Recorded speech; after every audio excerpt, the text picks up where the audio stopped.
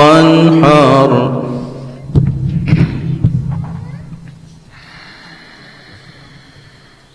بسم الله الرحمن الرحيم. إنا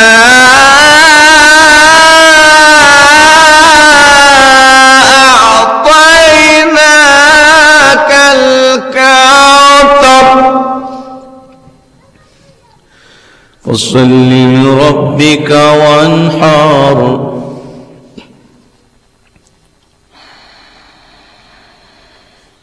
الله أكبر.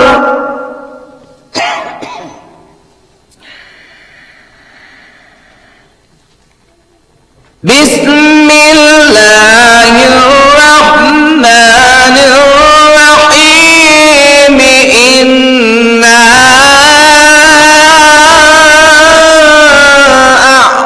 أعطيناك الكوثر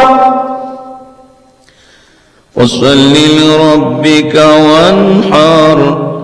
إن شانئك هو الأبتر. الله أكبر. الله أكبر ولله الحمد. بسم الله الرحمن الرحيم.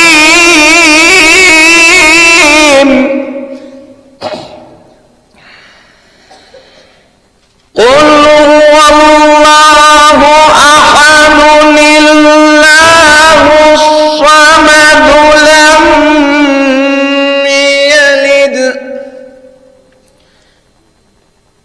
لم يلد ولم يولد ولم يكن له كفوا أحد.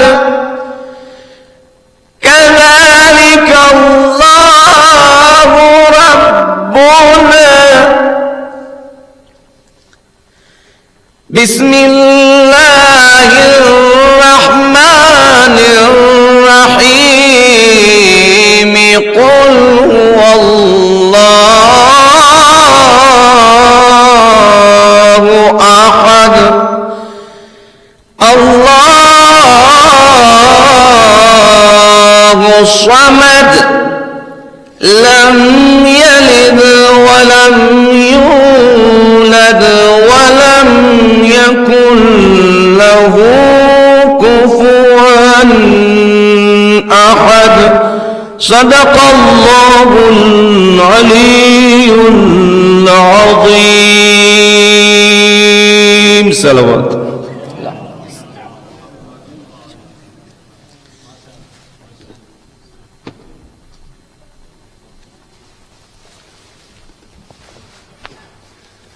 सलवात पढ़िए।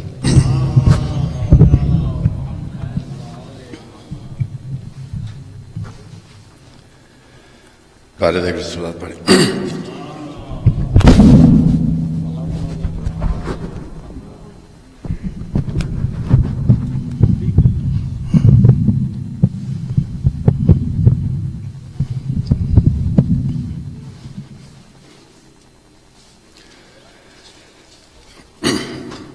बारह देखे सलवात पढ़ के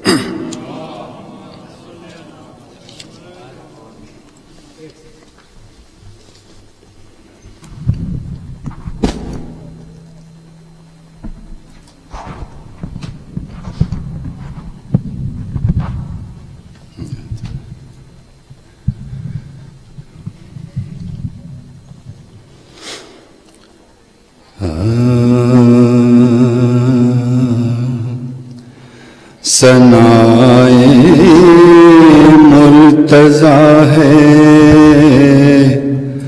और मैं हूँ।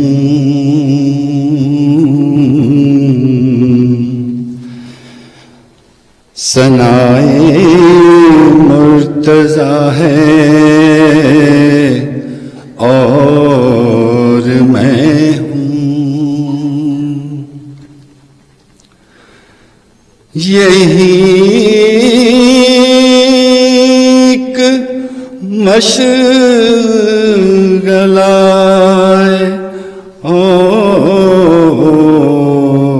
میں ہوں،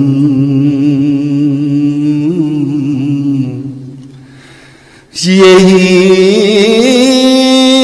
ایک مشغلہ ہے اور میں ہوں۔ فرشتوں قبر میں آئے بولو،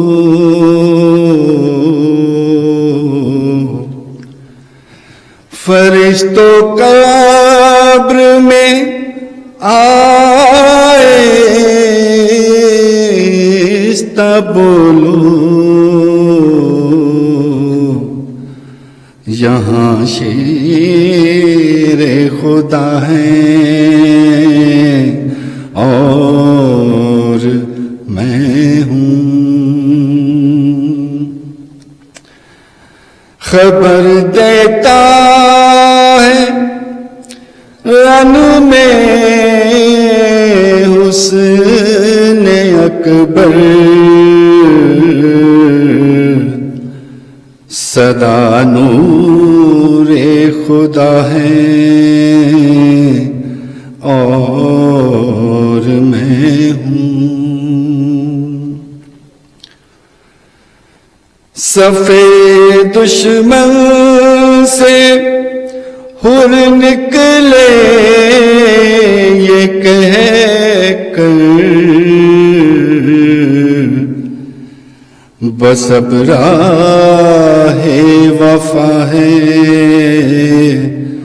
اور میں ہوں۔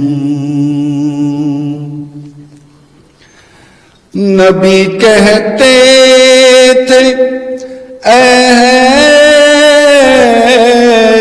حیدر تمہارا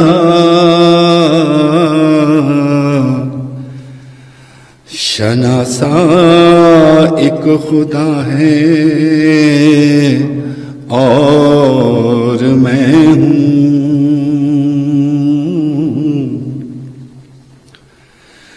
جمال پاک نازا ہے کہ بسم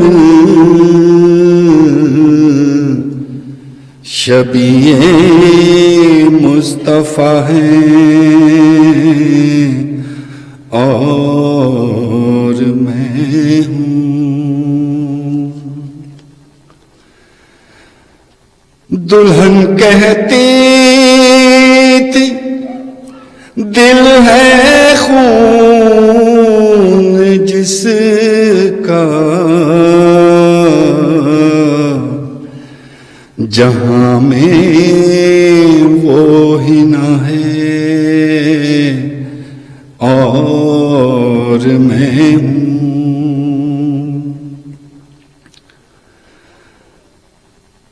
وطن میں حال صغرا جس نے پوچھا، کہا ہو بقا ہے اور میں ہوں۔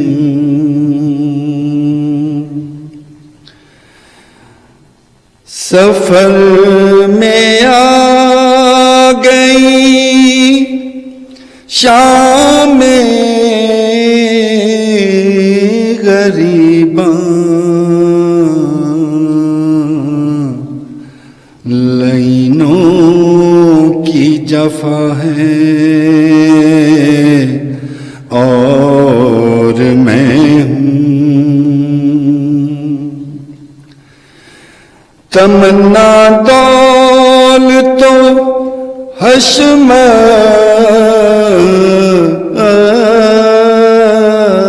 کی بے جا،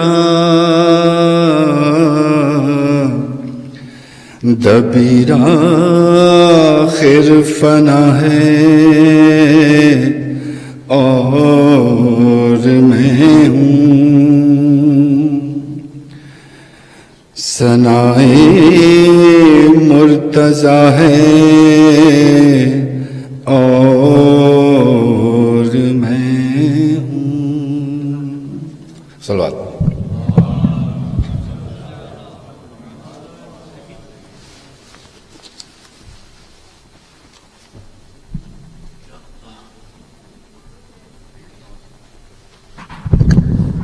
Brothers and sisters, Assalamu alaikum wa rahmatullahi wa barakatuh. Today is the last lecture in English, inshallah. Sayyid is leaving tomorrow, so on behalf of the community, I think we should extend our gratitude and thanks to him for taking the trouble from traveling from Australia to here to come and recite the majalis here. Please join me in thanking him by reciting a loud salawat. Allahumma salli ala Muhammad. We wish you a safe trip back, inshallah, and hope you will come and see us again, inshallah. Please join me in welcoming the Sayyid to the minbar with a recitation of a loud salawat. Allahumma.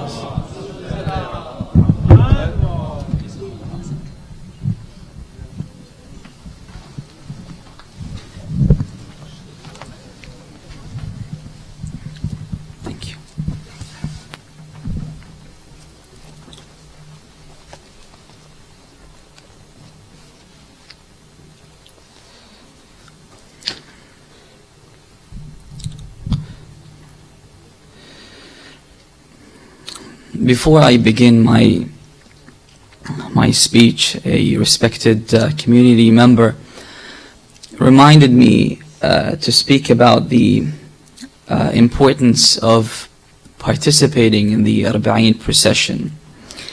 And I cannot emphasize enough on the importance of this procession, as your participation means your participation in the divine project, because Imam al-Hussein alayhi salam during the time of the ghaiba is God's divine project.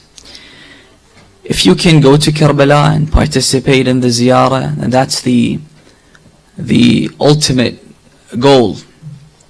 Imam al-Sadiq alayhi salam says, Allahumma salli ala Muhammad. A person that goes to the ziyarah, say for example you leave this city to go to Karbala, the Imam says that the first step that you'll be taking, your sins will become like a bridge for you. You'll cross over your sins with the first step that you take when you leave your home. فَلَا يَزَالْ يُقَدَّسُ بِكُلِّ خُطْوَةٍ. The Imam continues to say, with every step then you take, God will elevate you further. فَإِذَا أَتَاهُ. Then when you enter inside the mausoleum of the Imam, نَاجَاهُ اللَّهُ. God will whisper in the ear of the visitor of the Imam, Abdi, salni u'atik. You ask me and I will fulfill your wishes. Ud'uni astajib lak. Pray and I will answer your prayer. Now if we can't go to Karbala, we can take part in the processions that take place in our city. The Imam encourages one of his companions to visit the Imam. So he says to him, I can't, ya ibn Rasulillah. The authorities, they have a lot of informants and they will tell the authorities about my participation, and this might result in my death and crucifixion. So the Imam said, you can go to the rooftop and visit the gharib, the lonely man, or you can go to the desert and draw a grave in the sand with your fingers and visit the Imam. So the most important thing is to establish this connection with the Imam. So inshallah, by taking part in these processions, God will reward you the same way He is rewarding the people that go to Karbala. The hadith says, It depends on your ma'rifah, of course, on your knowledge. The hadith says that God will give the rewards of someone that goes to Hajj 1,000 times with the Prophet, and the Hajj is accepted with every step. So inshallah, we ask God to give us the divine backing, the tawfiq to visit the Mawla in this life, and give us His intercession in the afterlife with the blessing of a loud salawat.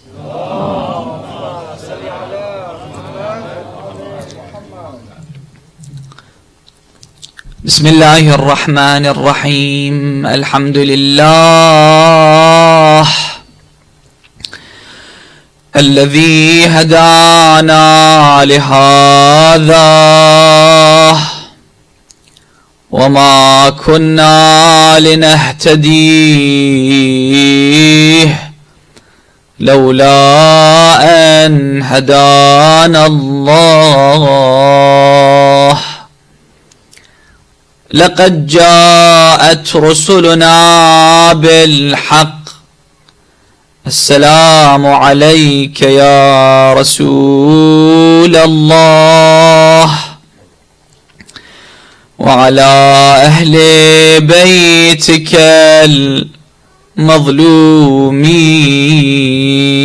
المظلومين لا سيما الإمام المبين والكهف الحصين وغياث المضطر المستكين مولانا وسيدنا وولي أمرنا الحجة ابن الحسن فداه أرواح العالمين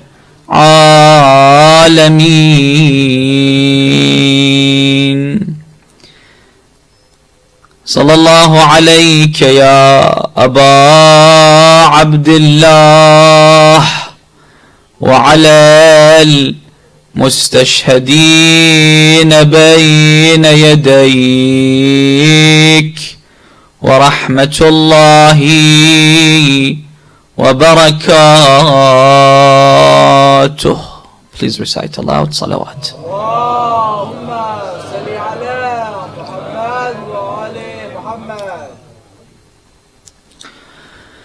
Luckily, we're living in the 21st century. And humanity has made considerable achievements in many areas and many fields. We have managed to perhaps reach the helm in science, in medicine, in technology. Humanity has achieved great feats in science in a way that was inconceivable and unimaginable 20 or 30 years ago.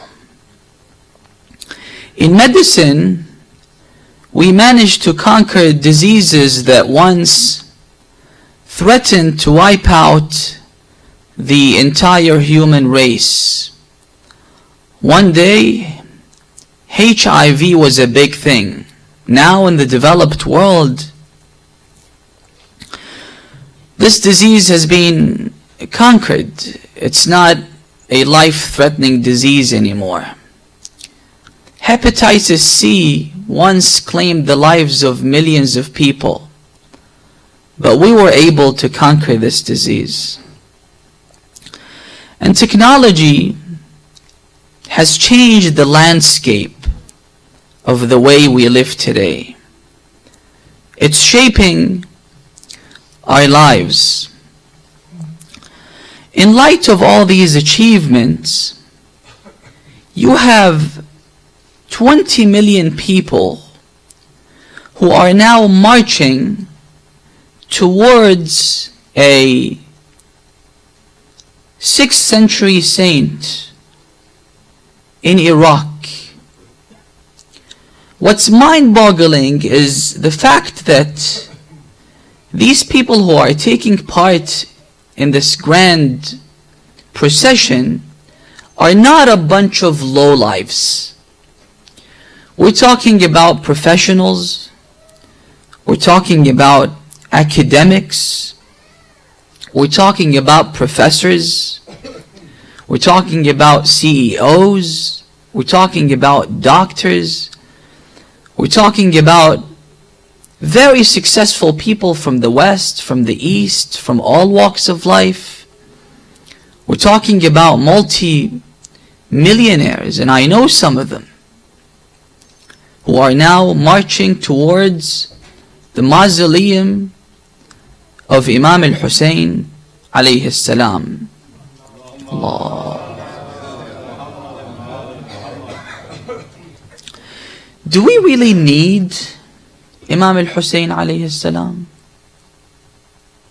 What is it that Imam al-Hussein can provide that this civilization cannot provide? The truth of the matter is that this civilization has two sides. This civilization has a bright side and a dark side. And I cannot possibly deny the fact that this civilization has a bright side. I mean, when we compare life today with the way people lived back in the day, say 20, 30, 40, 50, 60 years ago, the way our parents lived, the way our grandparents lived, we see that life has become much easier than before. I mean, imagine the way food is prepared today is much easier than the way food was prepared 20 years ago, 30 years ago. Back in the day, and I'm talking about 60 years ago, not the Stone Age, not Ice Age, the Ice Age, people had to go to the forest and had to cut trees to bring food to their home, to bring wood to their homes, and to start the fire and deal with the smoke and bake bread and use the treadmill to prepare the bread. And it used to take hours just to prepare the food. But nowadays you can prepare the food that our children, this generation, crave in just 10 minutes. French fries, chicken nuggets, burgers, pizzas. You take it out of the fridge, put it in the oven, and 10 minutes later, the food is ready. And we have dishwashers. We have washing machines. There is this debate about the rights of women in the society and their role in the society and the importance of women taking part in policy making, in politics, even in becoming presidents and prime ministers. But experts say that the ultimate liberator of women in the 20th and the 21st century is not the fact that women are allowed to vote in this day and age, but the ultimate liberator is the washing machine. Because back in the day, they had to spend at least 2 days a week to wash their clothes. And back in the day, I'm talking about my parents' era, they didn't have tap water at home. When they wanted to take shower, they had to go outside to take shower. Some didn't even have restrooms and bathrooms. They had to go outside to relieve themselves. With respect to transportation, now you could be working in New York City and commute every single day, shuttle back and forth to New York City? What made that possible? Transportation. You can fly to the west, to the east. You have a direct flight from Singapore to New York, to JFK, a 19-hour flight, direct flight from the southern hemisphere to the northern hemisphere, from the east to the west, from the north to the south. I came from Australia, the southern hemisphere. The weather over there is different. The climate over there is different. And I was telling the brothers that the body, it takes time for the body to adapt to the new time zone, to the new weather. It takes at least 1 week for the body to adapt to the new weather, to the new time zone. So we come from different places. We can go to different places. We use cars, we use airplanes. And if you're lucky enough, if you have enough money and can afford to buy the new Tesla X, you could use the autopilot. The car will self-drive itself. So convenient. You don't even have to use petrol. It doesn't have any noise. That's with respect to transportation. With respect to communication, you could do business with people in the east and the west, people in Japan, in Australia, in Auckland, while you're sitting in your comfort zone. You could date people from other continents. You can socialize with people from different countries. You can use Periscope to choose the location, the city that you wish, that you desire, even if it's a remote city in Russia or in India, and start to FaceTime and talk to people and see them and interact with them. These video games are very interactive these days. You can play with people in Australia, in Africa, in India, in the Middle East. You could use your phone to talk to people. We're so dependent on technology today. Maybe some of the younger generation can't relate to us, to the way we lived back in the day. And when I say back in the day, I'm not talking about the Ice Age. I'm talking about the way we lived 10 years ago, 15 years ago, when we didn't have mobile phones. But today we're so dependent on these gadgets that the first thing that we do in the morning when our eyes is half open is check our phones. And the last thing that we do before we go to sleep is not recite Tasbihat Fatemah al-Zahra or take a wudu. We check our phones. Even though we've got guidelines, instructions from the Ahlul Bayt alayhimus salam that tell us that if you recite, the first thing you wake up in the morning, if you recite Subhanallah hayna tumsoon wa hayna tusbihun wa lahu alhamdu fi as-samawati wal ard wa 'ashiyyan wa hayna tudhhirun, 3 times in the morning, 3 times before you go to sleep, you will not miss out on everything that Allah subhanahu wa ta'ala, all the blessings of God during the day. 3 times in the morning, 3 times before you go to sleep.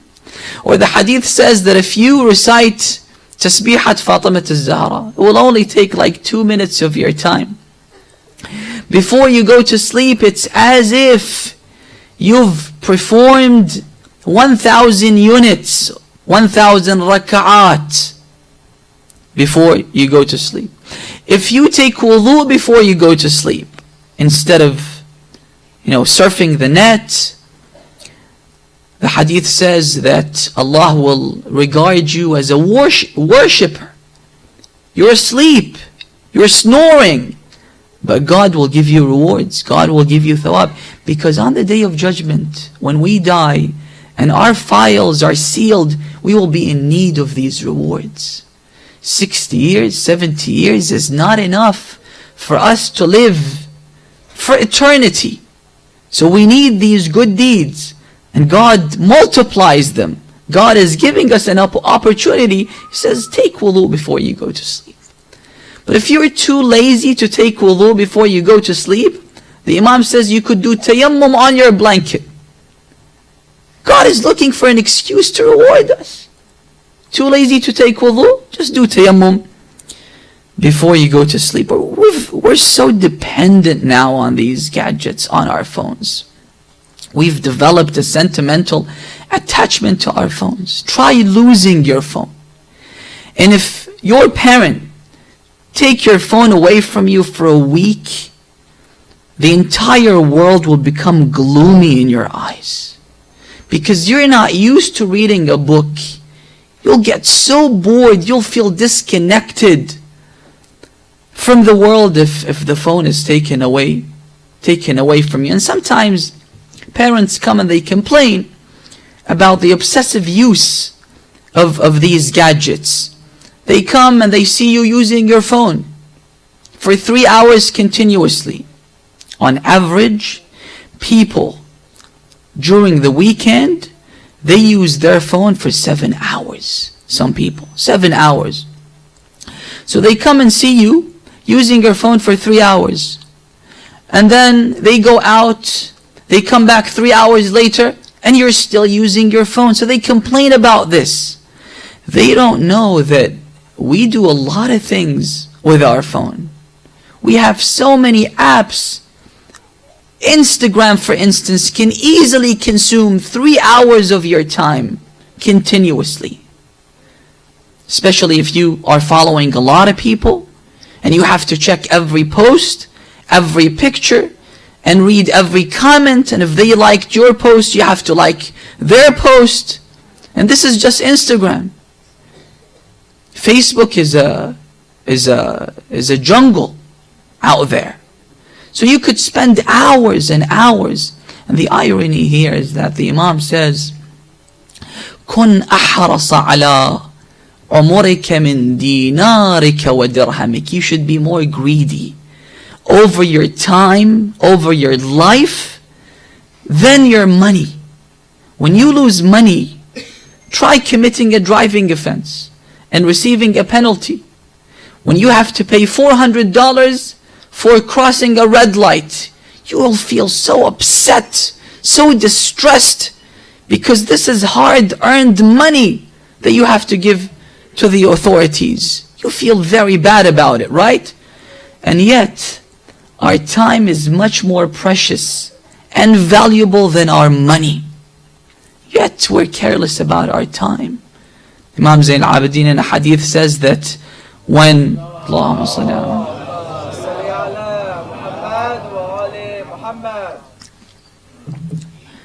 when a day lapses of our life, Imam Ali in another hadith says, إِنَّمَا أَنْتَ أَيَّامٍ.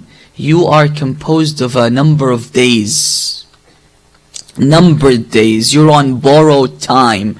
So when one day perishes, a part of you has perished. And yet, we are careless about these things. So when they come, they see you using your phone.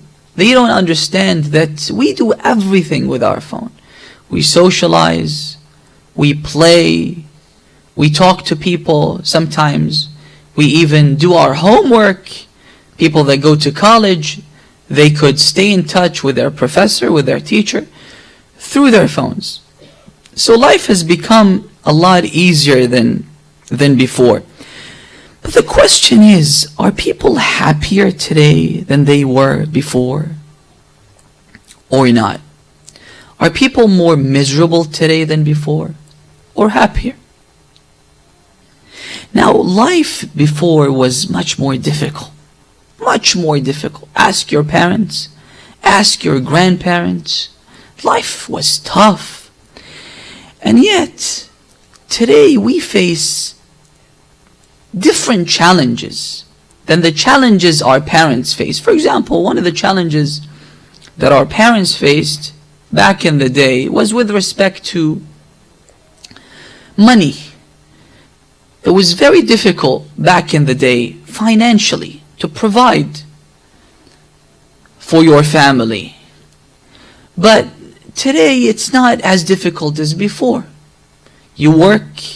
This is the land of opportunities, you can provide for your family. But God forbid, one of the challenges that some people face is when they want to raise their children in this part of the world, when one of their children goes into substance abuse. In our countries, we dealt with challenges that our parents dealt with, and our parents dealt with challenges that their parents dealt with. So we knew how to deal with these challenges. But in this day and age, the challenges that we face are new challenges. You can't use force. You can't reason with your kids because you come from a different generation. You don't understand them. They don't understand you. There is a generation gap between us. And usually when people come to me and complain about the way their parents try to raise them based on the norms of their time, because we have a hadith, Imam Ali says that don't impose your culture and your norms on your kids because they live in a different climate. They live in a different environment. Yes, we have to observe the red lines, but when it comes to the culture is different from religion.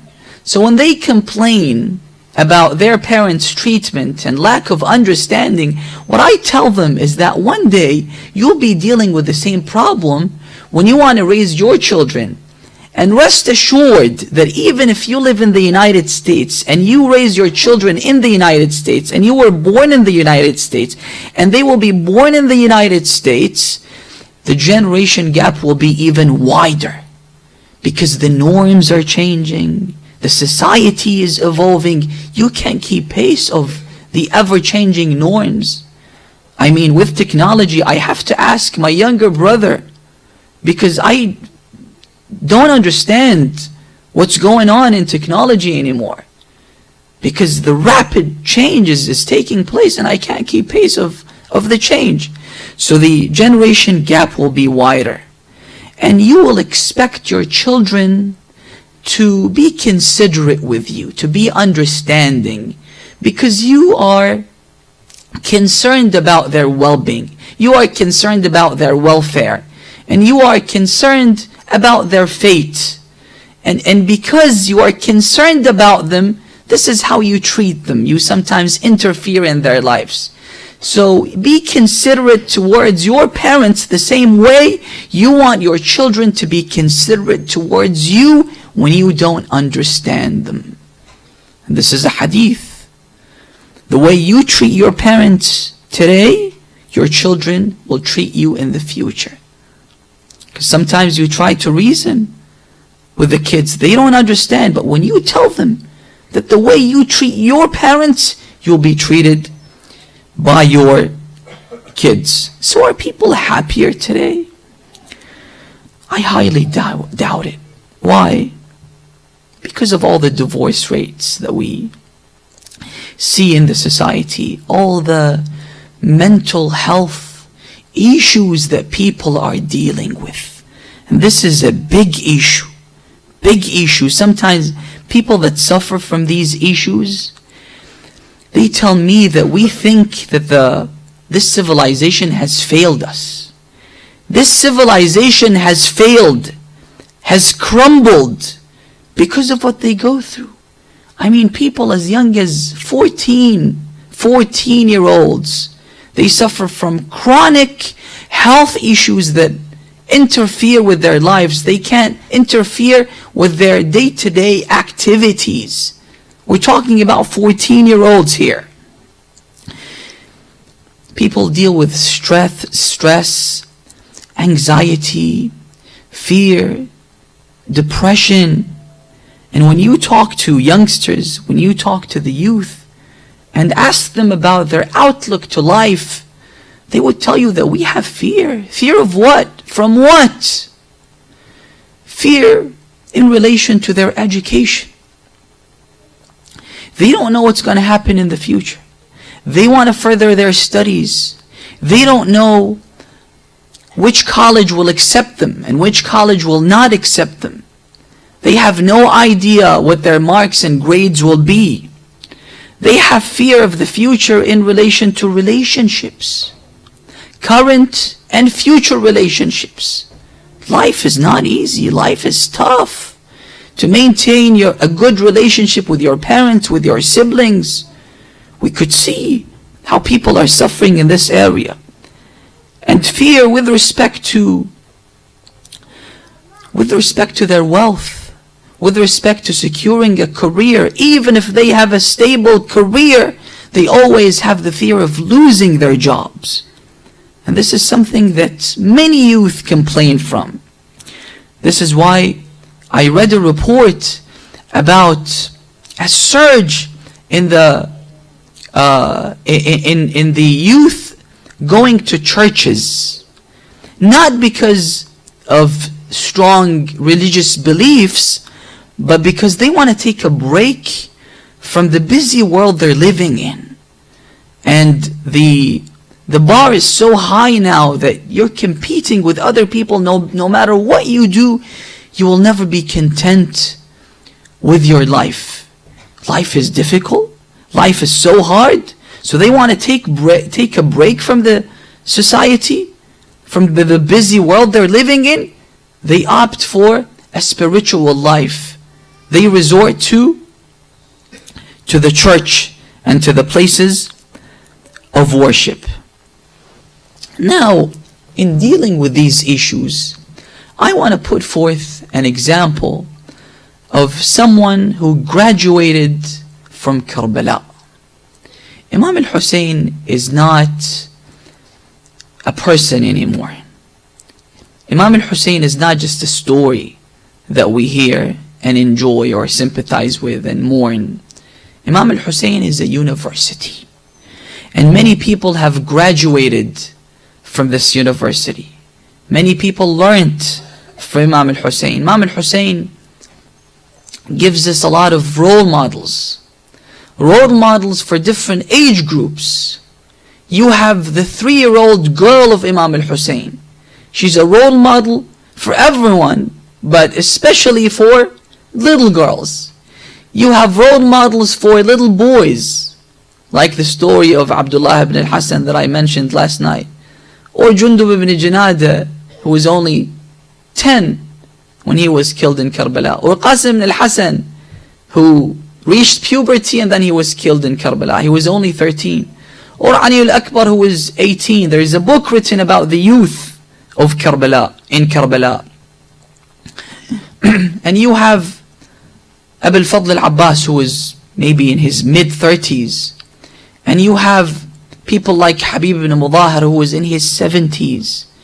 And you have the commander in the army, Hurr ibn Yazid al-Riyahi, who switched sides on the day of Ashura. And he was lucky enough to join the ranks of Imam al-Hussein just moments before the start of the war. And you have the example of Salim Mawla Abi Dharr, the black slave who was in Karbala. And the Imam insisted on him to leave. But the man said, Ya Aba Abdullah, I was with you all along and I want to die with you. So when he insisted, the Imam agreed. According to historians, the Imam refused to give permission to all his companions initially. The only person that the Imam gave permission straight away was Ali al-Akbar. When he came and he sought permission, the Imam hugged him and he started to cry. But with respect to all of the other companions, including Abu al-Fadl Abbas, the Imam's initial response was, don't go. Why should you be killed? So one of them was Salim Mawla Abi Dharr, and John, the other slave. But he went and he fell in the battlefield just moments before his death.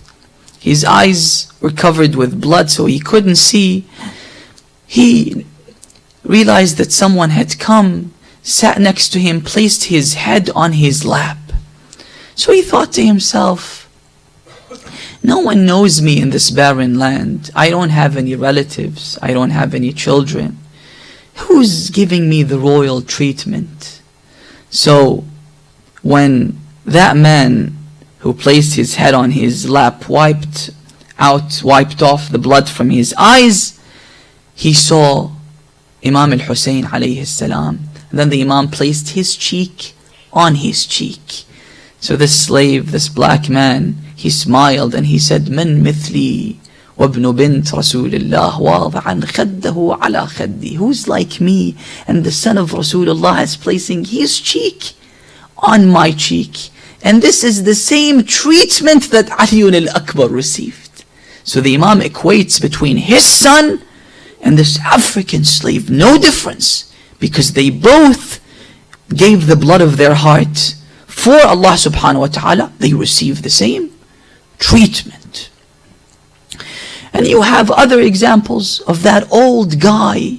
He was really old that he had to use a walking stick in Karbala. So the Karbala gives us role models for different age groups and different people. But I want to talk about Lady Zainab alayha salam. Lady Zainab was brave, was courageous. Lady Zainab was fearless. Lady Zainab had confidence. And Lady Zainab was patient and had forbearance. Now when it comes to courage, this is a quality that women need. With the exception of the framework of the marital relationship, where it has to be a harmonious relationship. We have to be very considerate towards each other. Imam Ali says to Fatemah al-Zahra that you never angered me. You never said no to me. Fatemah al-Zahra said, and you never angered me once in your lifetime. Once in your lifetime. They lived together for years. And they went through a lot of hardship. And they were very poor. They lived like peasants. And the Imam participated in a lot of wars, so he had to travel a lot. And yet, you never angered me once. But outside the framework of the marital relationship, according to our narrations, women should be arrogant. They should have the courage and the bravery to say no, so that the society doesn't take advantage of them. Now when you look at the courage of Lady Zainab, it's unbelievable. She was taken to the city of Kufa as a captive. Bear in mind, the city of Kufa was the capital city in which her father Amir al-Mu'mineen governed and ruled. So one day the father was the king, and now she is in captivity. That should take away all the confidence from her. That should humble her, break her. And yet when she enters inside the assembly of Ibn Ziyad, Ibn Ziyad realizes that all the children and women are rotating around her. So with utmost confidence and arrogance, he says, "Who are you?" She ignores him. "I said, who are you?" She ignores him. Then he says it for the third time. "Identify yourself. Who are you?" So one of the people who were there, who identified Lady Zainab, he said that this is Zainab, the daughter of Ali. So the guy laughed while having the head of Imam al-Hussein in front of him. Then he said, كيف رأيت صنع الله بك? So how do you find God's treatment to you? Of how He treated you? Killed your brother, killed your father. Suddenly Lady Zainab said, with utmost confidence, she said, ما رأيت إلا جميلا. I saw nothing but beauty. And then she said, إنهم إلا قوم كتب الله عليهم القتل. My family members and my brother's companions were people that God had prescribed death upon them, martyrdom upon them. فبرزوا إلى مضاجعهم. They were martyred. وسيجمع الله بينك وبينهم. And God will join you on the day of judgment with them, to judge you. وستعلم. And you will know who has triumphed Who is the victorious one on the day of judgment, O son of Marjana? Suddenly she reminded the crowd that he is the son of Marjana, the wicked woman. Who's your father? Imam al-Hussein, on the day of Ashura, he said that the Da'i ibn al-Da'i, the claimant, the son of the claimant, he's born out of wedlock, and his father was also born out of wedlock. And you're dealing with the daughter of Fatemah. Because we have a narration that one day Muawiyah came to Medina, but Imam al-Hassan only came to visit him on his last day in the city. So when he came, he said, I mean, you waited for me until the last day and then you came to visit me. Then he gave him money. He said, take this money and I am the son of Hind. Bragging about his mother Hind. People knew who Hind was, but he was trying to twist and to change the reality. So Imam al-Hassan said to him, أَرُدُّهَا عَلَيْكَ وَأَنَا ابْنُ فَاطِمَةَ. I reject your money and I am the son of Fatemah. So while everyone is addressing him by saying, O Amir, Zainab says, وَسَتَعْلَمْ, and you will know who is the victorious one, O son of Marjana. So he was infuriated. He goes to one of the guards, he takes the sword, and he goes to attack Lady Zainab. When one of the men who was there said, she's a woman, you shouldn't hold women accountable to what they say. And in the assembly of Yazid, when he recited the poem, saying that if my ancestors who were killed in Uhud and in Badr were today, present today to witness my achievement, they would be proud of me. Lady Zainab got up and she gave a fiery sermon that I touched upon one night. She said, one of the things that she said to him, Ya adu wallah wa ibn aduweh. O enemy of God and the son of God's enemy. You have killed God's wali and the son of God's wali. Now her courage, where did it emanate from? I mean, you would expect a head of a state to rely on his nuclear arsenal and speak that way. Not a woman who is bereaved, who is struck with all the tragedies. I mean, brothers and sisters, Lady Zainab, she was 5 when she lost her mother. Only 5 when her mother was crushed between the door and the wall, and her fetus were killed in her womb. And the Arabs, they have this phrase that they use. When a child loses his father, they call him a yatim, yatimul ab. But when a child loses his mother, they call him yatimul abawain, as if he lost both his parents, his father and his mother. Because when you lose your father, the mother can take the place of the father. But when the mother dies, the father can't take the place of the mother. She was only 5 when she lost her mother. And then they went through a lot after the death of Fatemah. A lot. She was only 30 or 35 when her father Amir al-Mu'mineen was killed, and she saw what happened to her father. And then after the martyrdom of Amir al-Mu'mineen, the political climate changed. People were cursing Amir al-Mu'mineen on every pulpit for 70 years. And that's mentioned in Sahih Muslim.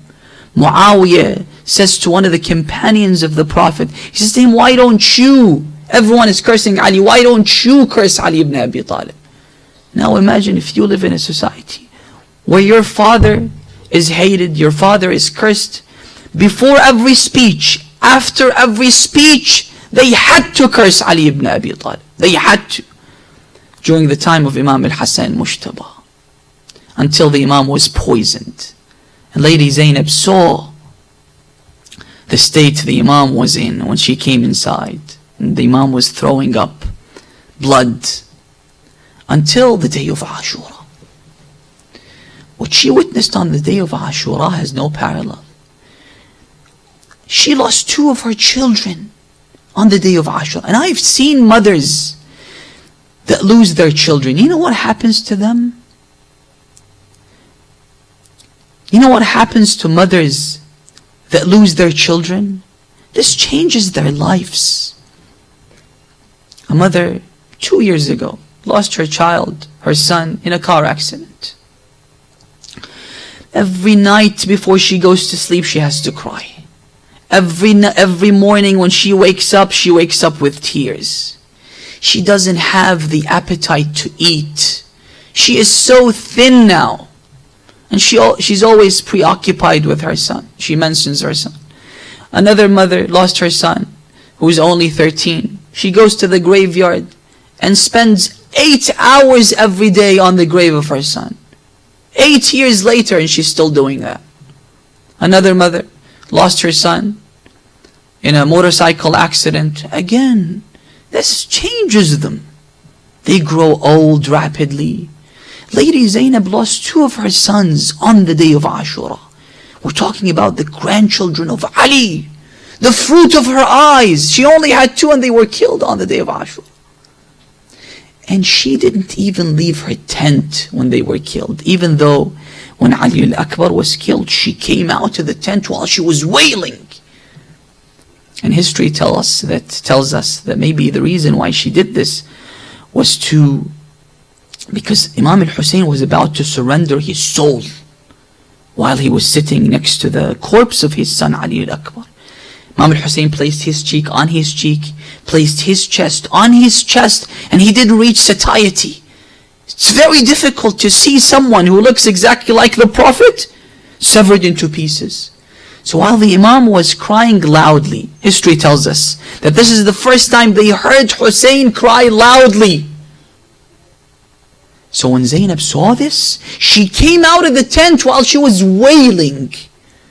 So then the Imam got up when he saw his sister, and he brought her back to the tent. When Abbas was killed again, she came out. She said, "Wa ضيعتنا بعدك يا أبا الفضل." What a loss after you, O Abbas. But when her sons were killed, she did not even leave the tent because she didn't want to add to the Imam's anguish. She didn't want Hussein to deal with her grief. This is why she didn't even leave her tent. Tragedy-stricken woman like this, how could she muster the courage to face a tyrant like Yazid and bring down his dynasty single-handedly? The secret is in her relationship with Allah subhanahu wa ta'ala. من توكل على الله كان أشجع الناس. If you rely on God, you would be the bravest person. You have nothing to fear because you know that God is in charge of everything. They came to Prophet Ibrahim. They said, "Aren't you fearful of us? The entire society is against you and you're attacking our idols, our lords." He said that you've ascribed partner to God falsely. But I believe in one God, and He is the source of harm and benefit. أَيُّ الْفَرِيقَيْنِ أَحَقُّ بِالْأَمْنِ. Which one of us has the protection, me or you? No, I have the protection. You don't have the protection. Because God is the source of protection. And God proved that when they catapulted him in the biggest fire that was created by Namrud. فَأَنْجَاهُ اللَّهُ مِنَ النَّارِ إِنَّ فِي ذَلِكَ لَآيَاتٍ لِقَوْمٍ يُؤْمِنُونَ. But God saved him. The courage, the confidence that she had emanated from the fact that she had a good relationship with Allah subhanahu wa ta'ala. Strong belief in God. She knew, and this is one of the reasons why she did not have fear. She was tranquil in dealing with these tragedies. One of the reasons is because she knew that Allah subhanahu wa ta'ala is ultimately in charge of the outcome. He controls all the results, all the outcomes. يَا مَنْ لَا تَضِيعُ عِنْدَهُ الْوَدَاعِ. When you entrust God with something, Imam al-Hussein was alone when they killed his son Ali al-Asghar. So he took a handful of his blood and he threw it towards the sky. And he said, هَوَّنَ مَا نَزَلَ بِي أَنَّهُ بِعَيْنِ اللَّهِ. What eases this calamity is that God is watching. And subhanallah, subhanallah, when they took them as captives to the city of Kufa, they used the same route. Back in the day, the travelers used to use the route that goes by the river, because they wanted access to the water and they wanted to rest under the trees. But because they wanted to get to the city of Kufa quickly, they used the other route through the desert, which is used today by all the millions of people that visit Imam al-Hussein from Najaf. The same route. And subhanallah, all the tears, all the emotions, all the anguish did not go down the drain. I myself saw one Husayniyya, a three-story building that was named after who? Not Sayyida Ruqayya. Husayniyatu Dam'at Ruqayya. This building is named after one drop of tear of Sayyida Ruqayya. Ya Radda ma qad fat. These are some of the words Imam al-Hussein uses in Dua Arafah. Ya Radda ma qad fat. You think that you're losing, right? But because she has confidence in Allah subhanahu wa ta'ala, God will safeguard these sacrifices. These will not be forgotten. No. This is why for hundreds of years poets have been writing, trying to imagine what happened. All these emotions, these poets are trying to capture these emotions, because God doesn't want these emotions and these sacrifices to go to waste. These need to be safeguarded. Ya man la tadhi'u 'indahu al-wada'. السلام على النساء الحائرات. Peace be upon the bewildered women. خدا حافظ ای برادر Zainab. Goodbye to you, O brother of Zainab. When you want to bid farewell with Muharram and Safar and these majalises, you recite these lines. خدا حافظ ای برادر زینب، به خون غلطان در برابر زینب. She came to the pit and she saw the Imam shrouded with his own blood. She said, عزيز علي أن أراك على الثرى. It is so difficult for me to see you lying like this on the plains of Karbala. عزيز عليك أن ترى اليوم ما بيا. And I am sure it's so difficult for you to see me in this state, O Abu Abdullah. If it wasn't for these soldiers and foreigners, I would have showed you what they did to my body, O Abu Abdullah. بخون غلطان در برابر زینب.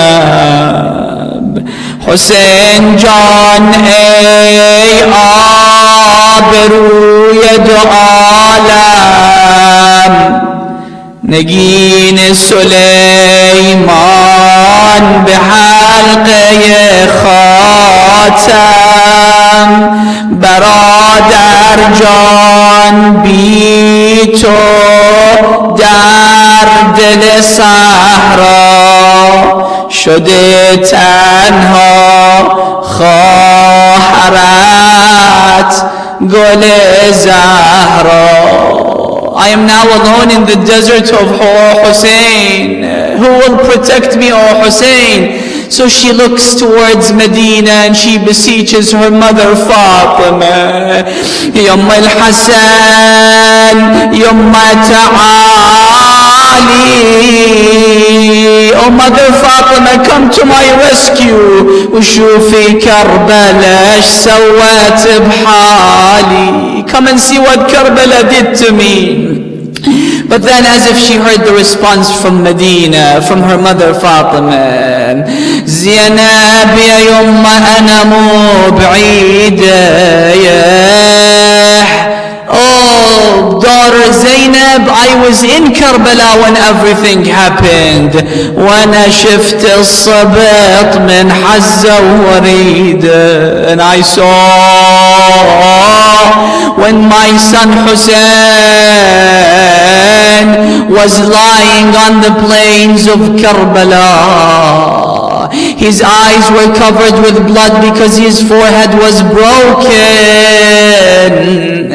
When all of a sudden, according to our religious guidelines, when a person is dying, you have to be very careful. Not to touch his chest and even to unbutton his shirt so that you wouldn't add any pressure to him while he's dying. But Imam al-Hussein, oh mu'mineen, oh brothers and sisters, all of a sudden he felt a heavy weight sitting on his chest. When he opened his eyes, والشمر جالس على صدره. He opened his eyes only to see Shamr ibn Dhil Jawjan sitting on his chest. أيوة حسينا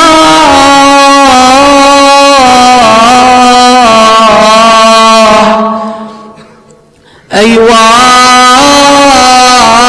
غريبة. لا حول ولا قوة إلا بالله العلي العظيم. The only prayer that we make on this night is to ask in the hastening of the reappearance of our Imam. So we recite with one loud voice together. Please recite it wholeheartedly because the Imam can hear you. Bismillah ar-Rahman ar-Rahim. Allahumma kun liwaliyika. Louder. Salawatuka.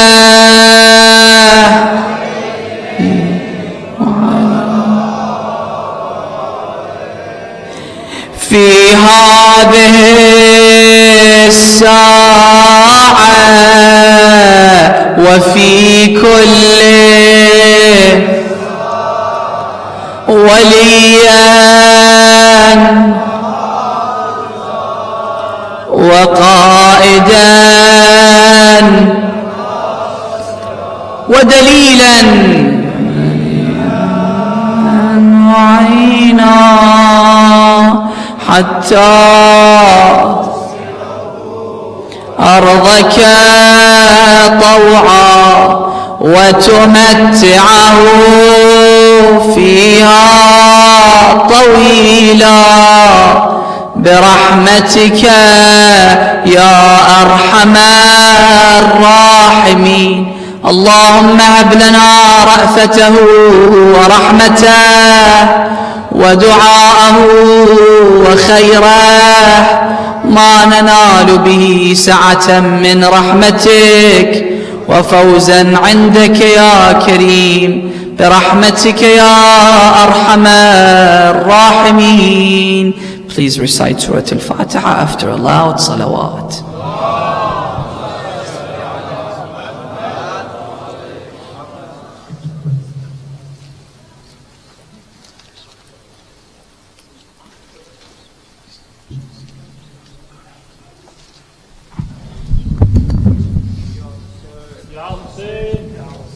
Ya Hussein, Ya Hussein, Ya Hussein, Ya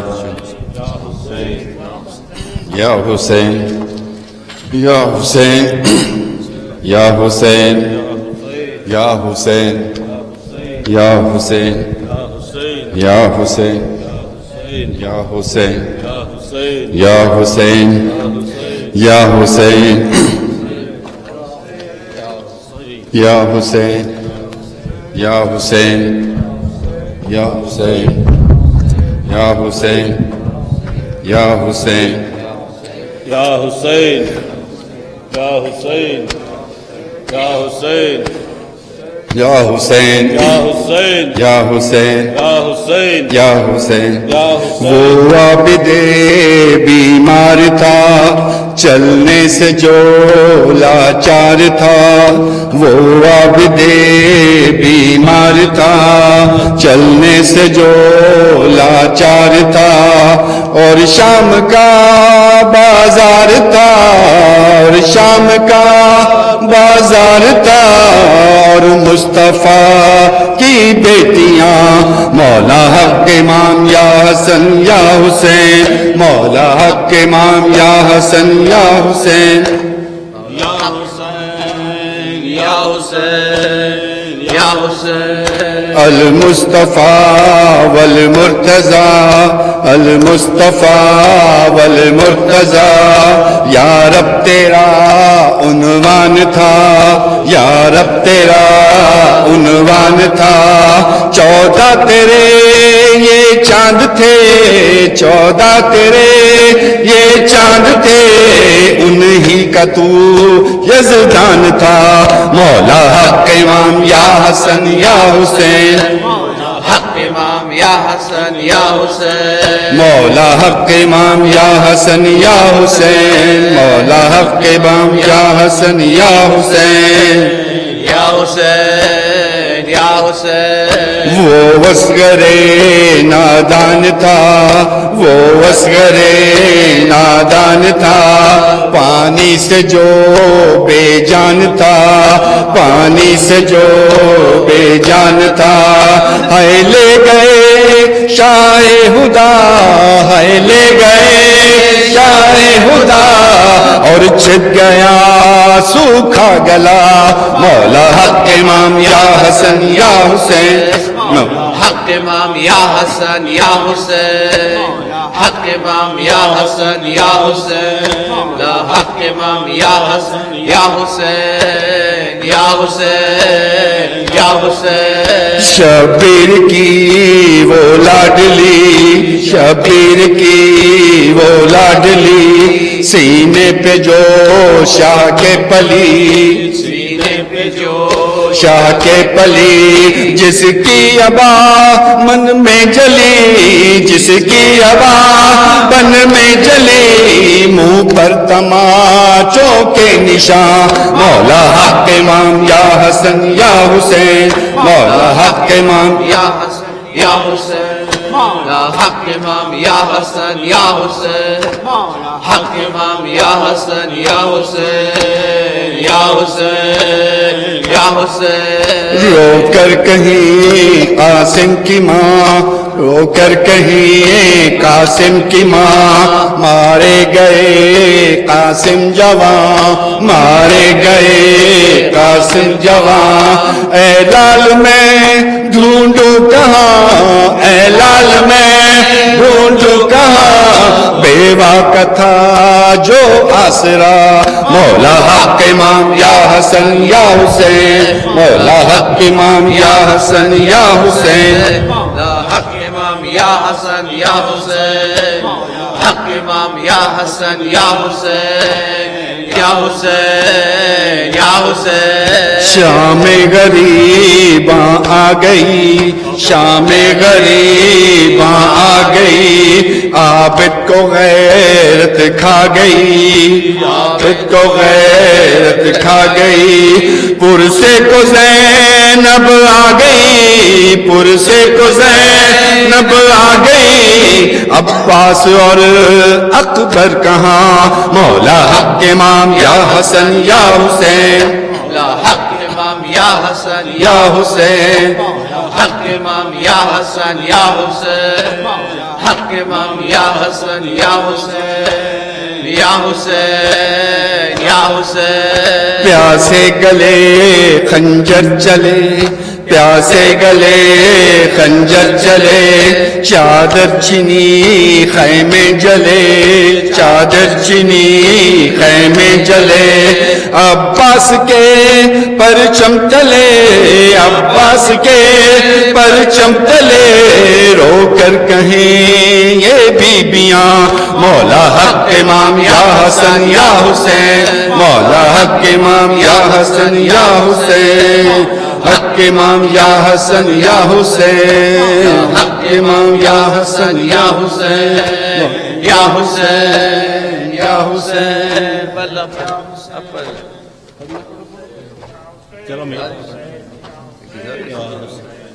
Hussein, Ya Hussein, Ya Hussein, Ya Hussein, Ya Hussein, Ya Hussein, Ya Hussein, Ya Hussein, Ya Hussein. بسم الله الرحمن الرحيم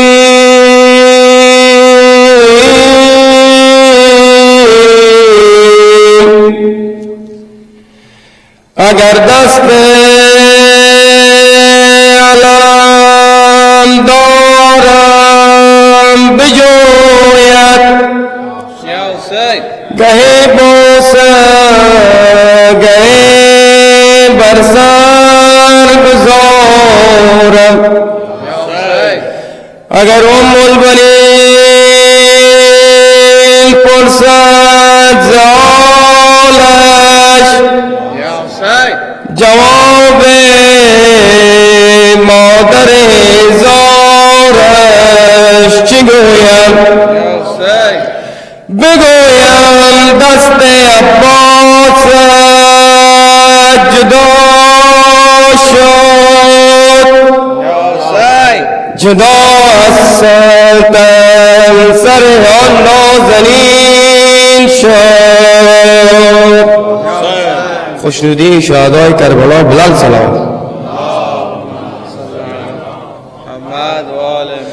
جهان را تکان داد نام حسین بود تا قیامت قیام حسین جهان را تکان داد نام حسین بود تا قیامت قیام حسین جهان را تکان داد نام حسین بود من قیام حسین ز غم خانه وعدتن در ازل ز غم خانه وعدتن در ازل پر است بار کردند جام حسین پر است بار کردند جام حسین جهان را تکان داد نام حسین بود تا قیامت قیام حسین جهان را تکان داد نام حسین بود تا قیامت قیام حسین تجلی گه نور حق کربلاست تجلی گه نور حق کربلاست نگر تورش از خیام حسین نگر تورش از خیام حسین جهان را تکان داد نام حسین بود تا قیامت قیام حسین جهان را تکان داد نام حسین بود تا قیامت قیام حسین بگوش اسیران نسل بشر بگوش اسیران نسل بشر بخوانند باید پیام حسین بخوانند باید پیام حسین جهان را تکان داد نام حسین بود تا قیامت قیام حسین جهان را تکان داد نام حسین بود تا قیامت قیام حسین مرا افتخاری بود بزرگ مرا افتخاری بود بس بزرگ شوم گر غلام حسین شوم گر غلام حسین جهان را تکان داد نام حسین بود تا قیامت قیام حسین جهان را تکان داد نام حسین بود تا قیام حسین بحق تا کہ دین محمد بپاست بحق تا کہ دین محمد بپاست فدا کرد خود را امام حسین فدا کرد خود را امام حسین جهان را تکان داد نام حسین بود تا قیامت قیام حسین جهان را تکان داد نام حسین بود تا قیامت قیام حسین بگوش اسیران نسل بشر بگوش اسیران نسل بشر بخوانند باید پیام حسین بخوانند باید پیام حسین جهان را تکان داد نام حسین بود تا قیامت قیام حسین خوشنودی در فرج آقای محمد زمان بلند سلام یا حسین یا حسین یا حسین یا حسین یا حسین یا حسین یہ غم کا گیا ہے سجاد دی جوانی یہ غم کا گیا ہے سجاد دی جوانی غم کا گیا ہے سجاد دی جوانی غم کا گیا ہے سجاد دی جوانی غم کا گیا ہے سجاد دی جوانی غم کا گیا ہے سجاد دی جوانی غم کا گیا سجاد دی جوانی رلیاں وچ بازارا رلیاں وچ بازارا کیوں آیا تھا قرآنی غم کا گیا ہے سجاد دی جوانی غم کا گیا ہے سجاد دی جوانی غم کا گیا ہے سجاد جوانی رلیاں وچ بازارا رلیاں وچ بازارا کیوں آیا تھا قرآنی غم کا گیا ہے سجاد دی جوانی غم کا گیا ہے سجاد دی جوانی مان دی پکارے دے جو کوئی چاد مان دی پکارے دے جو کوئی چاد مشکل چ کوئی کر دے مشکل چ کوئی کر دے سیدہ تے مہربانی غم کا گیا ہے سجاد دی جوانی غم کا گیا ہے سجاد دی جوانی غم کا گیا ہے سجاد دی جوانی مان دی پکارے دے میرے کوئی چار مان دی پکارے دے میرے کوئی چار مشکل چ کوئی کر دے مشکل چ کوئی کر دے سیدہ تے مہربانی ایو غم مکا گیا ہے سجاد دی جوانی ایو غم مکا گیا ہے سجاد دی جوانی ایو غم مکا گیا ہے سجاد دی جوانی گل چونا لاوے پاوا رو رو سکینہ کے گل چونا لاوے پاوا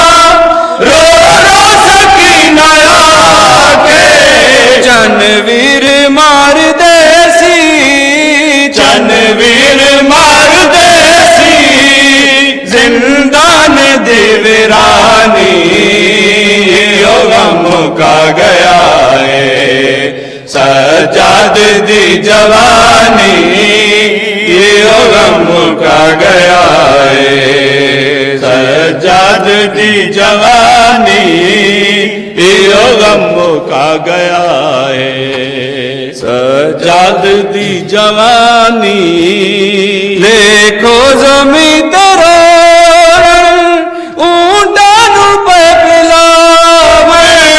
دیکھو زمین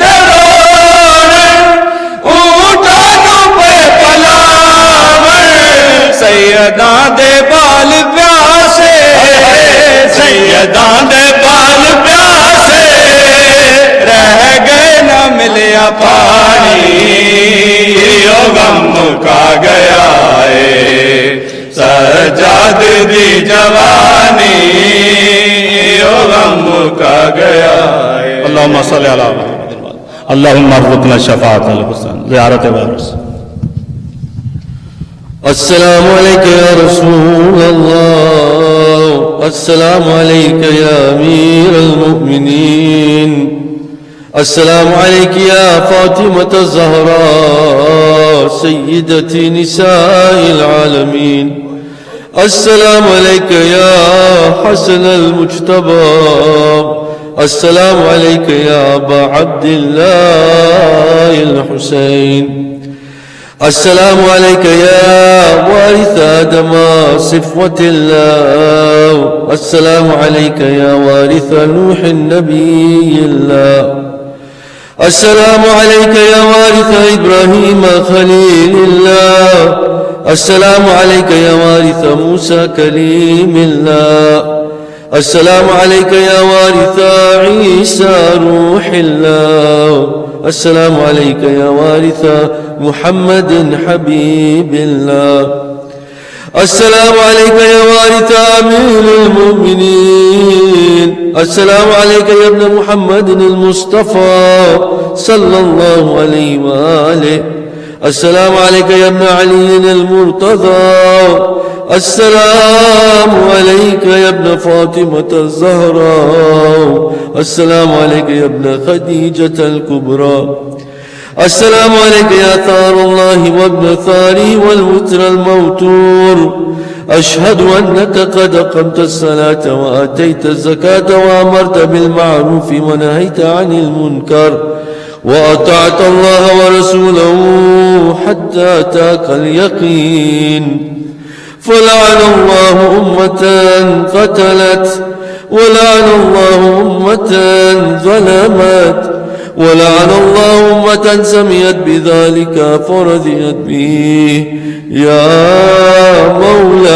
مولاي يا أبا عبد الله أشهد أنك كنت نورا في الأسلاب الشامخة والأرحام المطهرة لم تنجسك الجاهلية بأنجاسها ولم تلبسك من مدلهمات ثيابها وأشهد أنك من دعائم الدين وأركان المؤمنين، وأشهد أنك الإمام البر التقي الرضي الزكي الهادي المهدي، وأشهد أن الأئمة من ولدك كلمة التقوى وأعلام الهدى والعروة الوثقى والحجة على أهل الدنيا. وأشهد الله وملائكته وأنبياءه ورسله أني بكم مؤمن وبيا بكم موقن، بشرع ديني وخواتيم عملي، وقلبي لقلبكم سلم، وأمري لأمركم متبع. صلوات الله عليكم وعلى أرواحكم وعلى أجسادكم وعلى أجسامكم وعلى شاهدكم وعلى غائبكم وعلى ظاهركم وعلى باطنكم. زيارة علي أكبر. السلام عليك يا ابن رسول الله، السلام عليك يا ابن نبي الله، السلام عليك يا ابن أمير المؤمنين، السلام عليك يا ابن الحسين الشهيد، السلام عليك أيها الشهيد، السلام عليك أيها المظلوم وابن المظلوم. لعن الله أمة قتلت، ولعن الله أمة ظلمت، ولعن الله أمة سمعت بذلك فرضيت به.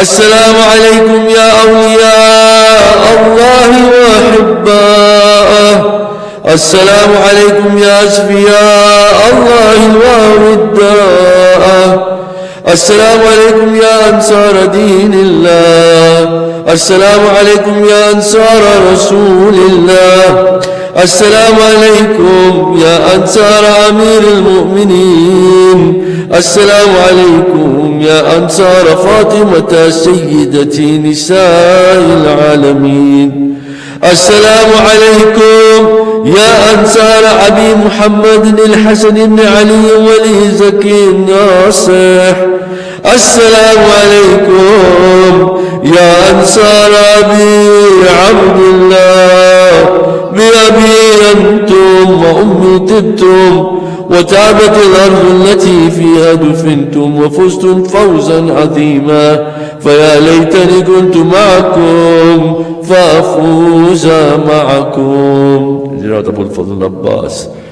السلام عليك يا أبو الفضل العباس ابن أمير المؤمنين، السلام عليك يا ابن سيد الوسيين، السلام عليك يا ابن أول القوم إسلاما وأقدمهم إيمانا وأقومهم بدين الله وأحوتهم على الإسلام.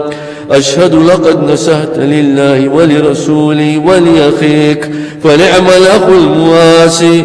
فلعن الله أمة قتلت، ولعن الله أمة ظلمت، ولعن الله أمة استحلت منك المحارم وانتهكت حرمة الإسلام. فنعم السابر المجاهد محامي الناصر، والأخ الدافع عن أخيه المجيب إلى طاعة ربه الراغب فيما زيد فيه غيره من الثواب الجزيل والثناء الجميل، والحقك الله بدرجة آبائك في جنات النعيم. السلام عليك يا علي بن الحسين زين العابدين، ومحمد بن علي، وجعفر بن محمد، وموسى بن جعفر، وعلي بن موسى، ومحمد بن علي، وعلي بن محمد، والحسن بن علي. السلام عليك يا مولانا يا صاحب العصر والزمان، الأمان الأمان الأمان من فتنة الزمان. السلام عليك يا خليفة الرحمن، السلام عليك يا شريك القرآن، السلام عليك يا كعبة الإيمان. السلام عليك يا إمام الإنس والجان، عجل الله تعالى فرجك وسهل الله مخرجك وزهورك وجعلنا من أعوانك وأنصارك. السلام عليكم ورحمة الله وبركاته. اللهم صل على لأرواح المؤمنين والمؤمنات بالشفاء المرضى. سورة المباركة الفاتحة.